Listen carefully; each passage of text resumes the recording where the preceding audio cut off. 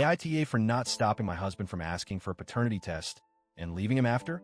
I, 32F, have been married to my husband, Ben, 35M, for 7 years. We met in college, and we were both each other's first serious relationships. Everything in our relationship has been good up until this point. We have a 4-year-old son, Theo, and honestly, we had the kind of marriage that a lot of people envied. Ben is a good guy, kind-hearted, funny, and hardworking. He's a great father, and I've always trusted him completely. We've built a life together with a stable home, financial security, and shared goals. We don't fight much, and when we do, we always work things out. But recently, something changed. So, one day, a couple of weeks ago, Ben came home after work and dropped a bombshell on me. Out of nowhere, he asked for a paternity test for our son. I was stunned. I couldn't believe what I was hearing. We were sitting at the dinner table when he casually said, "I think we need to get a paternity test for Theo." I stared at him, unsure of how to process this. I asked, "What do you mean?" "What?" He looked away for a moment, then explained, "Theo doesn't look like me. I've been thinking about it for a while now. I don't know how to say this, but I don't think he looks anything like me. I just need to be sure." I felt like the world had just collapsed beneath me. I couldn't believe what I was hearing. All I could think was, how can he not see it? How can he question me like this? He continued, "I know it might sound crazy, but I just need to know. I don't want any doubts hanging over me. And I think it would be better for everyone if I knew for sure." I was silent for a long time. I didn't know what to say. I knew he wasn't accusing me directly of cheating, but his words still cut deep.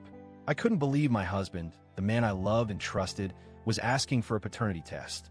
I've always been faithful to him, and I've never once even considered being with anyone else. And here he was, questioning the one thing I thought was the foundation of our marriage, the trust between us. But instead of reacting in anger, I just said, "If that's what you need, then I can't stop you. I'll go along with it, but I need you to understand that I've never been unfaithful to you. I've never been with anyone else. You're my first and only partner."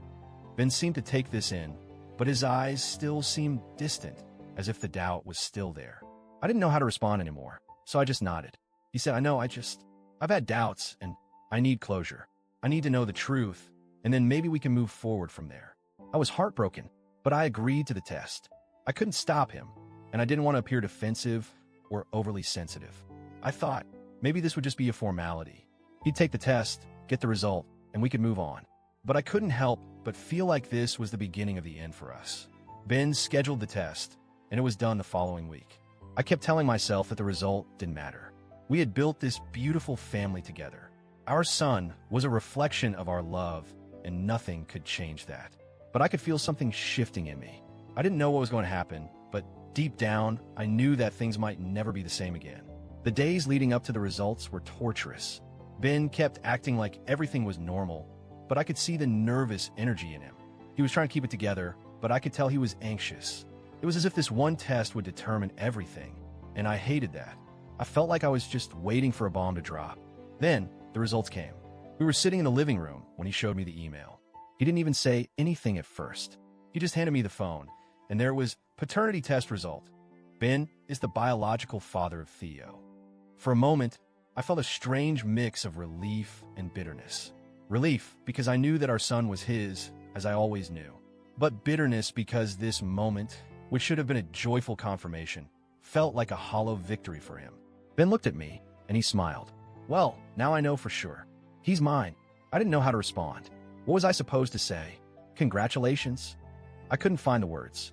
Instead, I just said, "Congrats. Now you know for sure that Theo is your son and that you've been paying for him all these years." Ben seemed taken aback. "What do you mean by that?" I looked at him, and my emotions boiled over. If you had any doubts about me or our son, then I guess that's it. You got the answer you were looking for. But if you think I would ever cheat on you, then maybe this marriage isn't worth saving. Maybe we shouldn't be together anymore. Ben's face changed. His smile faded, and he looked at me with confusion and hurt. "What are you talking about?" This was just about getting closure. Closure? I snapped, feeling the anger rise. "No, Ben, this wasn't just about getting closure.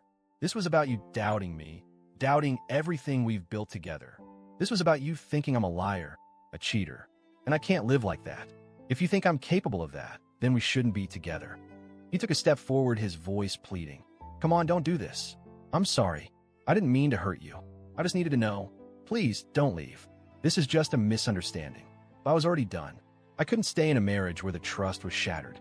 When my husband, the man I loved, thought I could betray him like that. I gathered my things, packed up Theo's bag, and left. We went to a hotel, and I haven't gone back since. It's been a few days now, and Ben has been calling and texting nonstop. He keeps apologizing, saying he never meant to hurt me. He says he was just trying to be sure and that I should have stopped him from taking the test if it bothered me so much. He even accused me of being a bratty child and ruining everything. But I don't think I'm the one ruining everything. I didn't ask him to question me. I didn't ask for any of this. He's the one who decided that our son's paternity needed to be tested, and now that the results came back, he's acting like I'm the one who overreacted. I've been debating whether to give him another chance. I've thought about it a lot, but every time I think about it, I remember how it felt when he asked for the test. How it felt to know that he didn't trust me, that he thought I might have cheated, and I don't think I can forgive him for that. So, Reddit, AITA for not stopping my husband from getting the paternity test and leaving after it was confirmed that our son is his?